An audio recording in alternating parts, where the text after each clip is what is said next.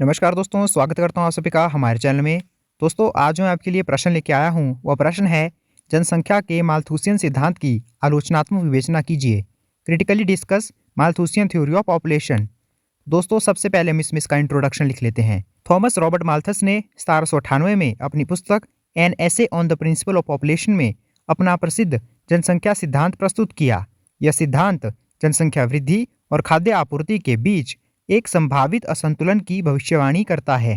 अब हम माल्थुसियन सिद्धांत के मुख्य बिंदु लिख लेते हैं। तो इसमें जो पहला मुख्य बिंदु है वह है जनसंख्या की गुणोत्तर वृद्धि अर्थात ज्योमेट्रिकल प्रोग्रेशन।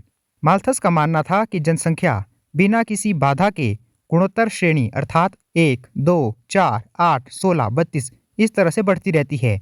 उनका तर्क था कि यदि इसे अनियंत्रित छोड़ दिया जाएगा तो जनसंख्या हर 25 साल में दोगुनी हो जाएगी।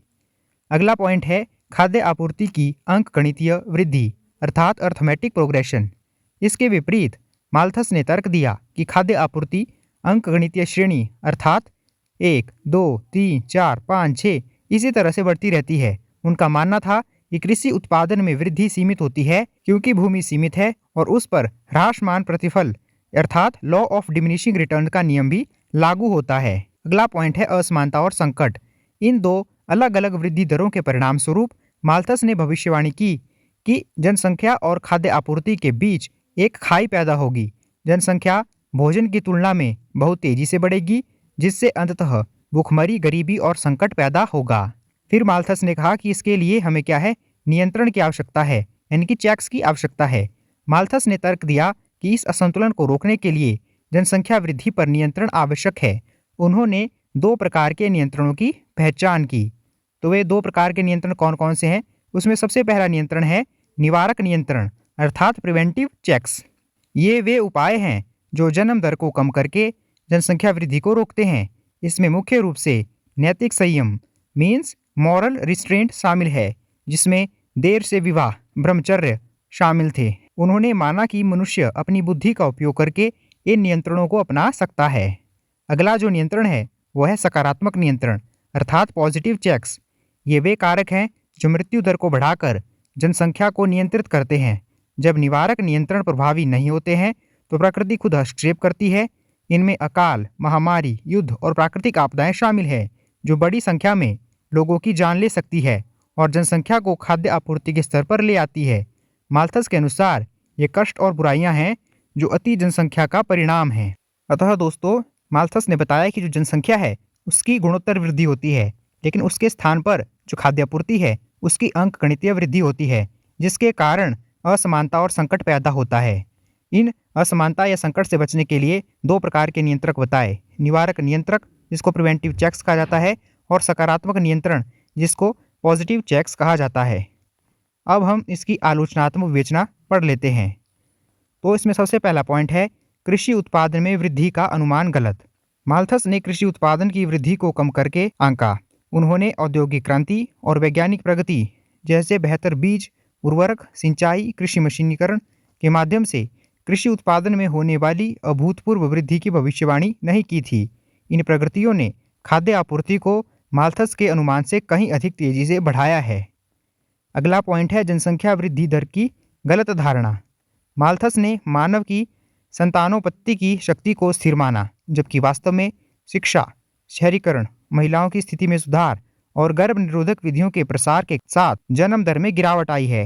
विकसित देशों में जनसंख्या वृद्धि दर काफी कम हो रही है और कई देशों में जनसंख्या स्थिर हो गई है या घट रही है। अगला पॉइंट है तकनीकी प्रगति की उपेक्षा। माल्थस ने तकनीकी प्रगति और नवाचार की क्षमता को नजरअंदाज कर दिया।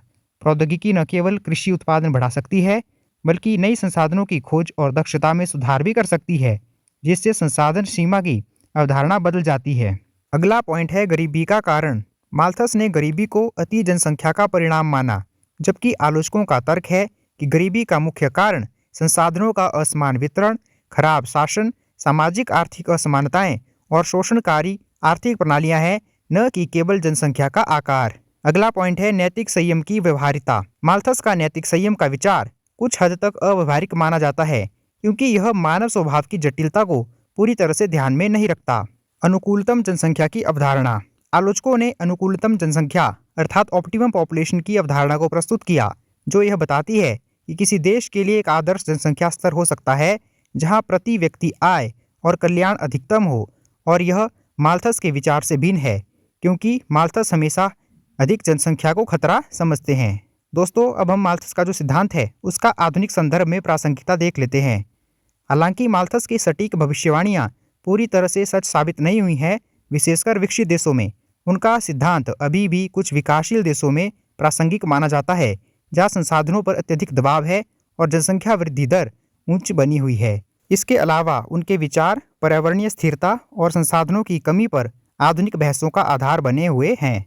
तो दोस्तों, जो माल्थस का सिद्धांत है उसकी कई आधारों पर आलोचना हुई है, जिसमें जो मुख्य मुख्य पॉइंट है वो है कृषि उत्पादन में वृद्धि का अनुमान गलत, जनसंख्या वृद्धि की गलत धारणा, तकनीकी प्रगति की उपेक्षा, गरीबी का कारण, नैतिक संयम की व्यवहारिकता और अनुकूलतम जनसंख्या की अवधारणा। इन सभी पॉइंट्स के आधार पर माल्थस के सिद्धांत की आलोचना की गई है। अब हम निष्कर्ष लिख लेते हैं। माल्थस का जनसंख्या सिद्धांत अपनी सीमाओं के बावजूद एक महत्वपूर्ण आर्थिक और सामाजिक अवधारणा है, जिसने जनसंख्या वृद्धि और संसाधनों पर उसके प्रभाव के बारे में महत्वपूर्ण बहस शुरू की। इसने भविष्य के जनसांख्यिकीय सिद्धांतों और पर्यावरणीय अर्थशास्त्र के लिए एक आधार प्रदान किया। हालांकि उनकी सटीक भविष्यवाणियां गलत साबित हुईं, उनके सिद्धांत का मूल विचार कि असीमित जनसंख्या वृद्धि सीमित संसाधनों पर दबाव डाल सकती है आज भी प्रासंगिक है, खासकर जब हम जलवायु परिवर्तन और पर्यावरणीय स्थिरता जैसे वैश्विक चुनौतियों का सामना कर रहे हों। तो दोस्तों, यह था हमारा आज का टॉपिक। जनसंख्या के माल्थुसियन सिद्धांत की आलोचनात्मक विवेचना कीजिए। अगर आपको हमारी आज की वीडियो अच्छी लगी हो तो आप इसे लाइक कर सकते हैं, शेयर कर सकते हैं और हमारे चैनल को सब्सक्राइब कर सकते हैं। धन्यवाद दोस्तों।